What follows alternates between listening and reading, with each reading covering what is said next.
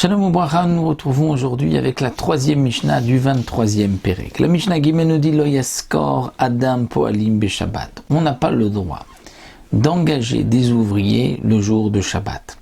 C'est-à-dire, on apprend du passouk que l'on dit le Shabbat matin au Kiddush, Mimtso chefsecha vedaber dabar. C'est-à-dire, il faut faire attention le jour de Shabbat de ne pas que nos paroles ne soient pas le Shabbat des paroles de semaine.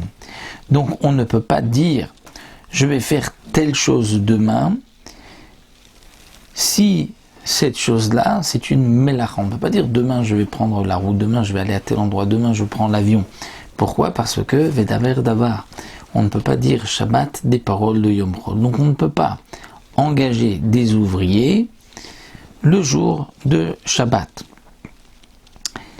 Mais Lo yomar adam lechavero liskorlo poalim. On ne pourra pas non plus dire à son prochain, peux-tu aller m'engager des ouvriers ? Quel est le chidouche ? C'est qu'en vérité, il y a là un diouk à faire. C'est-à-dire, je ne peux pas lui dire, va engager des ouvriers, mais je peux lui dire, que penses-tu de venir ce soir chez moi ? Et lui va comprendre qu'il vient en vérité parce que j'ai besoin de ses services. Donc je ne lui dis rien de précis, je lui dis juste tu pourras venir ce soir, j'aurai peut-être si tu as du temps pour venir. Là dans ce cas-là c'est permis. Pourquoi ? Parce qu'il ne lui a rien dit d'interdit. C'est vrai que c'était Yerour dans la Marshava, mais Yerourim Mutarim, la pensée est permise. Ce qui est interdit c'est de lui dire. Et un autre enseignement que nous rapporte la Mishnah, En marchichim alatroum. Nous savons qu'il y a un troum Shabbat, c'est-à-dire que de la ville, de l'endroit où on passe Shabbat, on ne peut pas dépasser 2000 amot, à peu près 1 kilomètre. Sinon, il faut placer un hirouv pour pouvoir aller plus loin. C'est ce que nous verrons, Bezrat Hashem, dans la Masechet Hiruvin, la prochaine Masechet de Seder Moed.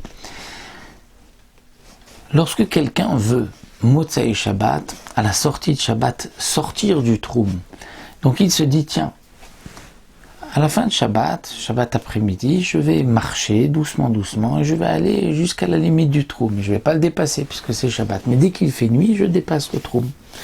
Eh bien la Mishnah nous dit, il est interdit pendant Shabbat d'aller proche de la fin de Shabbat au bout du troum pour pouvoir juste après Shabbat sortir du troum l'iskor poalim pour engager des ouvriers.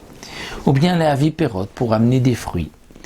Donc c'est interdit, étant donné que c'est quelque chose que je ne peux pas faire Shabbat, je n'ai pas le droit non plus d'aller jusqu'à la limite du troum pour faire une telle chose après Shabbat.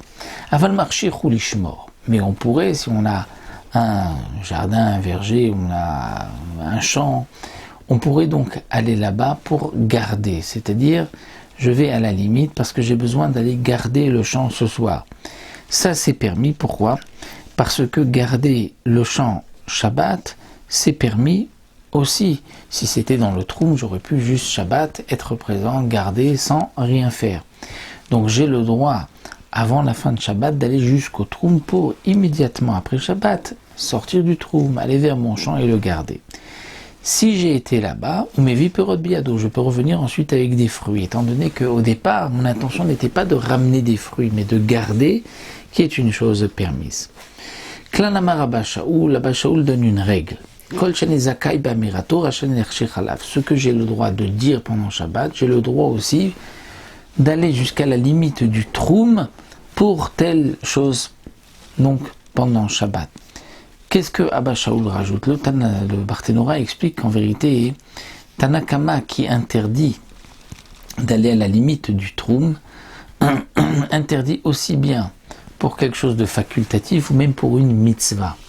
Et Abba Shaul vient dire non, ce qui est interdit c'est seulement si c'est facultatif, mais si c'est pour une mitzvah c'est permis. Quel est l'exemple de la mitzvah ? C'est ce que nous verrons dans la prochaine Mishnah.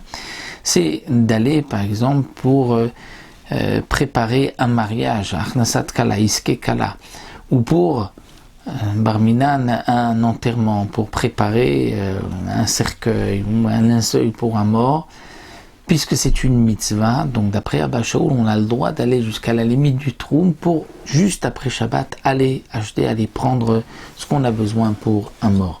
Donc ça c'est ce que Abba Shaul rajoute, puisque Tanakama lui ne fait pas de différence lorsque c'est Reshut ou lorsque c'est Mitzvah. On poursuivra dans la 4e Mishnah le din de Abba Shaul, puisque comme nous dira le Barthénoura à la fin ici de notre Mishnah, l'auteur de la Mishnah suivante c'est Abba Shaul, comme nous le verrons, Bessiat Alishma.